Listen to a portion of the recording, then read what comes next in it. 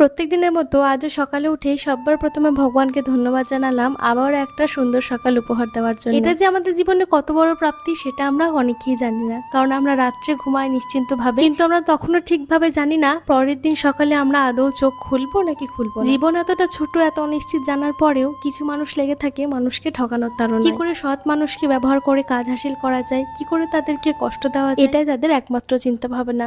কিন্তু তারা জানেই না যে উপরে যিনি বসে আছেন তিনি কিন্তু কর্মফলদাতা। কোথাকার জল কোথায় নিয়ে গিয়ে তিনি কিভাবে শুকিয়ে দেবেন সেটা আমাদের কারোর জানা নেই। তবে আমি মানি, আর বহুবার প্রমাণও পেয়েছি, জীবনে যা কিছু হয় সবটাই ভালোর জন্য। সেটা তাৎক্ষণিক না বোঝা গেলেও 2 বছর 3 বছর এমনকি 5 বছর পরে গিয়েও বোঝা যাবে যে যেটা হয়েছে ভালোর জন্যই হয়েছে। শ্রাবণ মাস তো পড়েই গেছে, আর এখন কিন্তু তোমরা শিব পুজো করার সময় শিবলিঙ্গে আতপ চাল, বেলপাতা, তিল এগুলো অর্পণ করতে পারো। আর আমি কিভাবে পুজো করব সেটা জানতে চাইলে কিন্তু অবশ্যই সকালবেলায় নিজের ছাদ বাগানের ফুল তুলে পুজো করার যে কি শান্তি সেটা